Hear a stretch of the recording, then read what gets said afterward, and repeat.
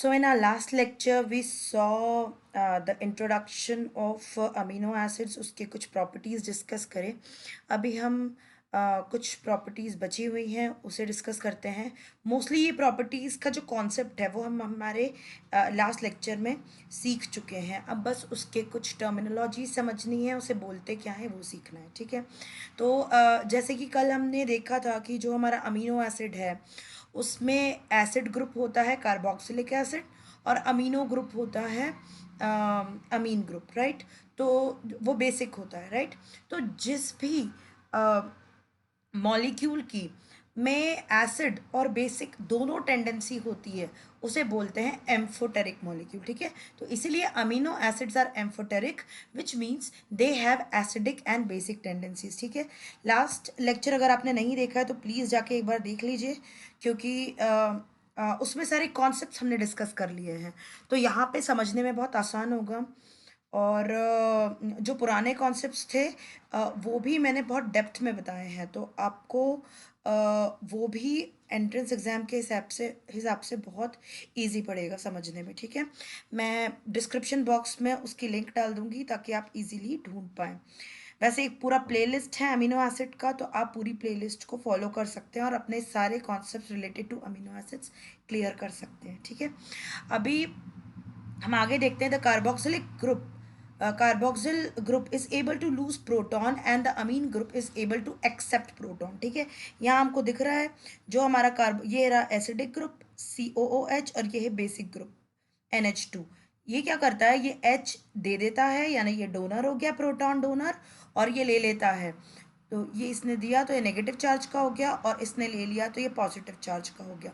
जैसे कि हमने लास्ट लेक्चर में पढ़ा था, ये एक ज्विटर आयन के फॉर्म में एग्जिस्ट करता है.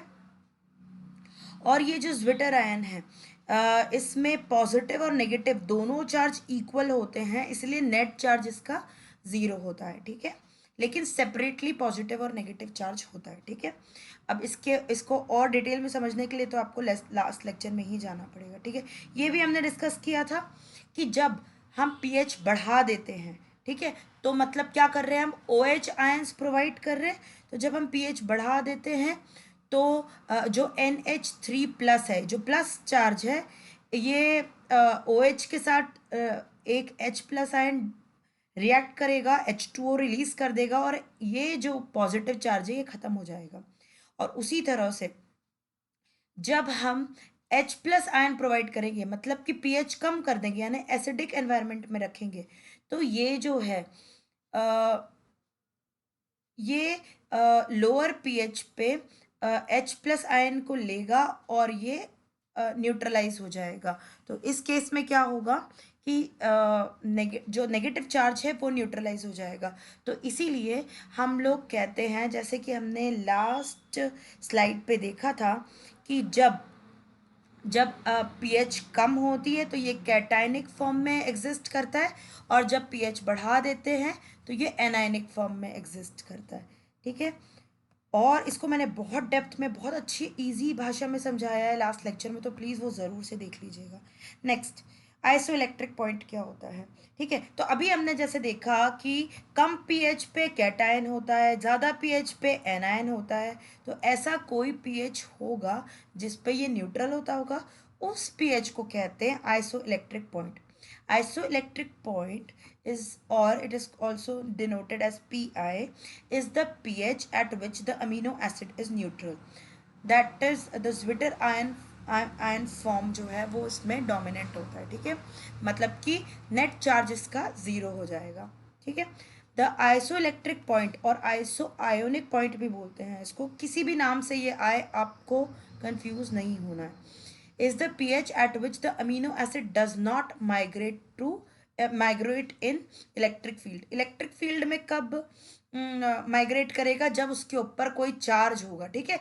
या तो वो पॉजिटिव होगा या तो वो नेगेटिव होगा. नेगेटिव होगा तो इलेक्ट्रिक फील्ड में पॉजिटिव की तरफ जाएगा, पॉजिटिव होगा तो नेगेटिव की तरफ जाएगा. बट क्योंकि ये न्यूट्रल है, ज्विटर आयन के फॉर्म में है, जहाँ पे पॉजिटिव और नेगेटिव इक्वल चार्जेस है, तो वो ओवरऑल जो चार्ज है वो न्यूट्रल हो जाता है, नेट चार्ज 0 हो जाता है. इसीलिए इसको हम आइसोइलेक्ट्रिक पॉइंट को ऐसा भी डिफाइन कर सकते हैं कि ये वो पीएच होता है जिस पे जो अमीनो एसिड है वो इलेक्ट्रिक फील्ड की तरफ डिविएट या माइग्रेट नहीं करेगी। ठीक है, ये अलग अलग तरीके हैं बताने की ताकि आपके कॉन्सेप्ट और क्लियर हो। ठीक है, तो ये दो पॉइंट्स हमें समझ में आ गए, एम्फिटोरिक मॉलिक्यूल होता है और आइसोइलेक्ट्रिक पॉइंट के बारे में। ठीक है, ये एक्चुअली दोनों चीज़ें रिलेटेड थी उन्हीं चीज़ों से, जैसे चिरालिटी से और अपना ज्विटर आयन से। ठीक है, अब चिरालिटी से एक और पॉइंट आता है ऑप्टिकल एक्टिविटी। ठीक है, आपको याद होगा मैंने आपको चिरालिटी या कायरलिटी समझाया था, जिसमें हमने बताया था कि जब भी हम एक अमीनो एसिड का क्योंकि इसके अंदर चारों अलग अलग साइड चेन्स हैं एक्सेप्ट ग्लाइसिन, उसका जो सुप मिरर इमेज बनेगा उसमें क्या होगा, कार्बोक्सिलिक ग्रुप यहाँ आ जाएगा, अमीनो ग्रुप इधर चला जाएगा। जब उठा के हम उसकी मिरर इमेज को यहाँ रखेंगे तो वो उसके साथ सुपर इम्पोज नहीं करेगा।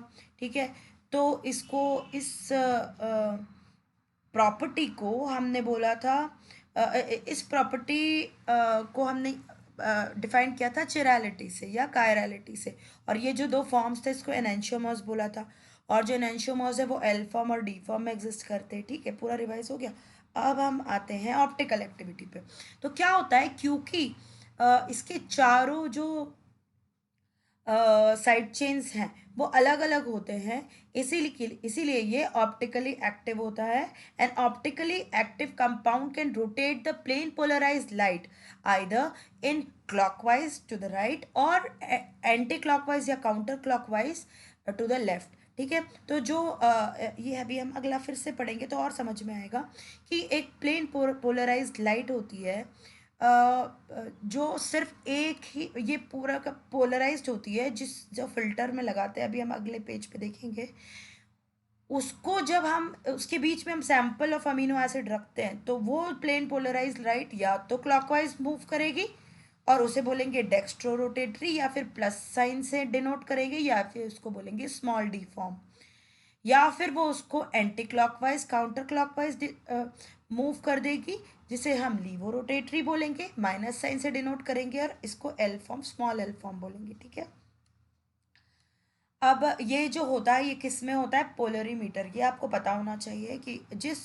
जिस जिस इंस्ट्रूमेंट में हम ऑप्टिकल एक्टिविटी मेजर करते हैं उसको पोलरीमीटर बोलते हैं। ठीक है, अभी जो ऑप्टिकल रोटेशन क्या होता है ये पता होना चाहिए। Quantitative measure of rotation of compound, मतलब कि ये राइट और लेफ्ट में हो रहा है तो चलो डेक्स्ट्रो रोटेटरी और लीवो रोटेटरी बोल दिया, लेकिन अगर हम ये बोलें कि कितना मूव हुआ यानी क्वांटिटेटिव मेजर करेंगे तो उसको बोलेंगे ऑप्टिकल रोटेशन। ठीक है, अब ये पॉइंट आपको पता है already. All amino acid except glycine have asymmetric alpha carbon and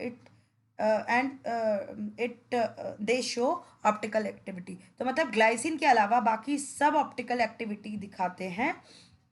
क्यों?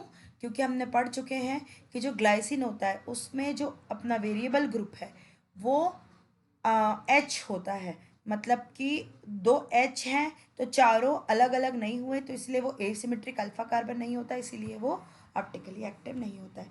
अब हम इसको अच्छी तरीके से समझते हैं। ये हो गई अपना लाइट का source.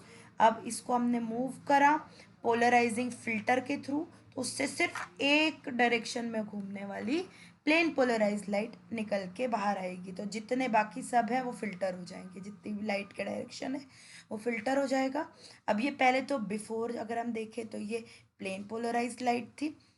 Plane of polarise light जब सीधे गई और हम अब इसके अंदर क्या होगा, अपना सैंपल अमीनो एसिड रखेंगे और वो उसको घुमा देगी, या तो लाइट लेफ्ट में घुमाएगी या राइट में घुमाएगी। राइट में घुमाएगी, सॉरी, क्लॉकवाइज घुमाएगी या एंटी क्लॉकवाइज घुमाएगी। क्लॉकवाइज घुमाएगी तो उसको डेक्स्ट्रो रोटेटरी बोलेंगे, एंटी क्लॉकवाइज घुमाएगी तो उसको लीवो रोटेटरी बोलेंगे। ठीक है, और जितना घुमाएगी उसको ऑप्टिकल रोटेशन बोलेंगे। ठीक है, अब एक होता है स्पेसिफिक रोटेशन। ठीक है, ये क्या होता है, ये बहुत थोड़ा केमिस्ट्री से रिलेटेड ज़्यादा हो गया है।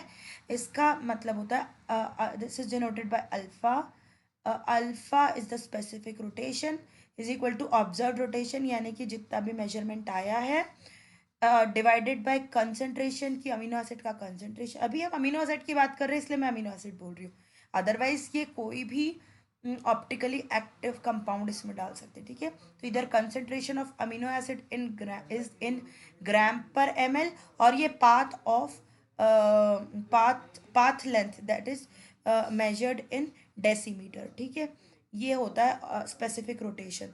इन stereochemistry specific rotation of a chemical compound is defined as the observed angle of optical rotation alpha when plane polarized light is passed through a sample with a path length of 1 decimeter and sample concentration of 1 gram per 1 ml। मतलब कि ये standardised condition में जब हम एक sample को plane polarised light से पास करते हैं, तब जो एंगल आता है उसको कहते हैं ऑब्जर्व्ड एंगल को कहते हैं स्पेसिफिक रोटेशन, ठीक है। तो ये बहुत इजी है और इस पे थोड़े क्वेश्चंस भी बनते हैं, मैं कोशिश करूँगी कि इसके क्वेश्चन सॉल्व करवाऊँ आपको, पर आपको पता होना चाहिए कि स्पेसिफिक रोटेशन क्या हुआ, स्टैंडर्डाइज्ड कंडीशन ऑफ वेवलेंथ भी होता है, टेम्परेचर भी होता है, और कंसंट्रेशन और कितना पाथ लेंथ है, वो सब कुछ स्टैंडर्डाइज जब कर दिया, तब जो ऑप्टिकल रोटेशन आया है, जो एंगल बना है, उसे स्पेसिफिक रोटेशन बोल देते हैं। अब इसके अलावा कुछ और फिजिकल और केमिकल प्रॉपर्टीज को डिस्कस कर लेते हैं फटाफट। तो बहुत इजी है ये। सॉल्युबिलिटी, तो क्योंकि ये आयनिक फॉर्म में एग्जिस्ट करता है इसलिए soluble in water, insoluble in organic compounds. Melting point, क्योंकि ये आयनिक फॉर्म में एग्जिस्ट करता है इसलिए बहुत हाई होता है, 200 डिग्री सेल्सियस से ज़्यादा ही होता है मोस्ट ऑफ द केसेस में। टेस्ट होता है स्वीट, टेस्टलेस या बिटर। स्वीट किस किस का होता है, ग्लाइसिन, एलेनाइन और वेलाइन का। टेस्टलेस ल्यूसिन का होता है और बिटर ग्लूटामेट का होता है, ठीक है। ये कुछ एग्जांपल्स हो गए। अब हम केमिकल प्रॉपर्टीज डिस्कस कर सकते हैं। केमिकल प्रॉपर्टीज जो होती है वो किसकी वजह से होती है, अगेन इसमें एक COOH ग्रुप है और एक NH2 ग्रुप है, तो उनकी वजह से इसके जो केमिकल प्रॉपर्टीज हैं वो डिसाइड होती है, क्योंकि कहीं कहीं COOH रिएक्ट करता है, कहीं कहीं NH2 रिएक्ट करता है, ठीक है। तो अब सबसे पहले हम देखते हैं reactions because of COOH group, ठीक है। जब भी ये अल्कली, कभी भी एसिड और बेस रिएक्ट करता है तो क्या बनता है, सॉल्ट बनता है। तो जब भी हम किसी भी अमीनो एसिड को NaOH यानी कि अल्कली से रिएक्ट कराएंगे तो वो उसका रिस्पेक्टिव सॉल्ट बन जाएगा, ठीक है। जब हम इसका डीकार्बोक्सिलेशन करेंगे मतलब CO2 रिलीज हो जाएगा, जैसे ही CO2 रिलीज हुआ तो क्या बन जाएगा, NH2 रह जाएगा और यहाँ पे H रह जाएगा, तो बन जाएगा अमीन्स, ठीक है। तो जब भी डीकार्बोक्सिलेशन होगा तो अमीन्स बनेगा। अब जब भी हम इसको अमोनिया से रिएक्ट करवाएंगे तब अमाइड्स बनता है। मैंने आपको किसी एक जो पहले मैंने वीडियोस बनाए थे उसमें मैंने पूछा था आपसे कि ये जो COONH2 ग्रुप है ये क्या कहलाता है, तो वो अमाइड्स कहलाता है, ठीक है। तो आपने, आई होप आप उस वीडियो में, मुझे एग्जैक्टली याद नहीं है, आई थिंक स्ट्रक्चर वाले वीडियो में मैंने ये क्वेश्चन पूछा है, तो आप उसके कमेंट सेक्शन में आप अमाइड्स लिख सकते हो अब जाके, ठीक है। चलो, अब क्या है, जब भी ये अमोनिया के साथ रिएक्ट करेगा तो ये H2O रिलीज हो जाएगा और अमाइड्स बन जाएगा, ठीक है। तो एस्पार्टिक एसिड जब भी अमोनिया के साथ रिएक्ट करेगा तो उसका अमाइड बनेगा एस्पार्जिन, और ग्लूटामिक एसिड जब भी अमोनिया से रिएक्ट करेगा तो वो बन जाएगा ग्लूटामिन, ठीक है। अभी ये भी समझ में आ गया हमको। तो ये हमने तीन चीज़ याद समझ ली है कि अल्कली से रिएक्ट करके सॉल्ट बनाएगा, डीकार्बोक्सिलेशन करके अमीन्स बनाएगा, और अमोनिया के साथ रिएक्ट करके अमाइड्स बनाएगा, ठीक है। अब नेक्स्ट है NH2 ग्रुप की वजह से जो इसकी केमिकल प्रॉपर्टीज होती है उनको देख लेते हैं। जब भी ये निनहाइड्रिन ये एक बड़ा सा कंपाउंड होता है, इसको आपका स्ट्रक्चर याद करना पड़ेगा। ये निनहाइड्रिन टेस्ट हम अमीनो एसिड की कंफर्मेशन के लिए लैब में लगाते रहते हैं, ठीक है। तो जब भी ये रिएक्ट करेगा तो इस तरह की काफ़ी लंबी रिएक्शन होगी, पहले वाटर रिमूव होगा, फिर CO2 रिमूव होगा, फिर ऐसे दो निनहाइड्रिन के मॉलिक्यूल्स रिएक्ट करके एक इस तरह का कंपाउंड बनाते हैं जो पर्पल कलर का प्रोडक्ट देते हैं, और हमें कंफर्म हो जाता है कि हमारा अमीनो एसिड निनहाइड्रिन के साथ रिएक्ट करके पर्पल कलर का प्रोडक्ट बनाया, मतलब कि जो भी सैंपल हमें मिला है उसके अंदर अमीनो एसिड है, ठीक है। अब एक ट्रांसअमीनेशन करके रिएक्शन होती है, इसमें क्या होता है, अमीनो एसिड एक कीटो एसिड के साथ रिएक्ट करता है और एक नया अमीनो एसिड बनाता है। अभी ये देखते हैं, अमीनो एसिड है, ये अल्फा कीटो ग्लूटरेट है, ये कीटो एसिड है। जब भी ये इसके साथ रिएक्ट करेगा तो जो ये वाला जो डबल बॉन्ड ओ है वो अमीन के साथ ये NH3+ के साथ रिएक्ट करके ये इधर आ जाएगा और ये इधर आ जाएगा। ठीक, तो ये बन जाएगा कीटो एसिड और एक ये नया अमीनो एसिड बन जाएगा। ठीक है, तो इसको कहते हैं ट्रांसअमीनेशन। ठीक है, अभी मुझे लगता है आपको सारे रिएक्शंस, सारे फिजिकल केमिकल प्रॉपर्टीज़ समझ में आ गई होगी। अगर कुछ बच गया हो प्रॉपर्टीज़ में तो आप मुझे नीचे कमेंट सेक्शन में लिख के बता सकते हैं, मैं उसके लिए वीडियो बना दूंगी। और इसके अलावा मैंने और वीडियोस बनाए जिसमें मैंने स्ट्रक्चर्स, 3 लेटर और 1 लेटर कोड डिस्कस किया है, उसे याद कैसे रखना है नेमोनिक के थ्रू वो डिस्कस किया है। तो आप पूरी प्लेलिस्ट फॉलो करिए और अमीनो एसिड कॉन्सेप्ट को पूरी तरह से अच्छी तरह से समझ के कंपटीशन लेवल पे प्रिपेयर करिए अपने आप को। So thank you so much. If you like my video, subscribe to the channel, like the video and share it with your friends. Thank you so much.